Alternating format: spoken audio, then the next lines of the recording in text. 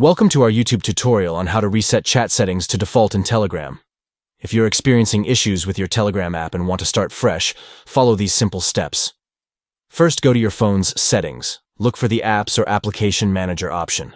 Once there, search for the Telegram app among the list of installed applications. Next, tap on Telegram to access its settings. Within the Telegram app settings, locate and select the Storage option. This will allow you to manage the app's storage settings.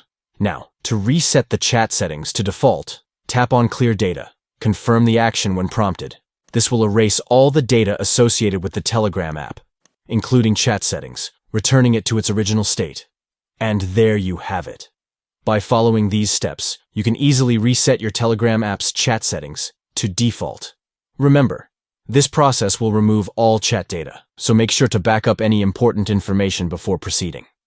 Thank you for watching, and we hope this tutorial was helpful to you.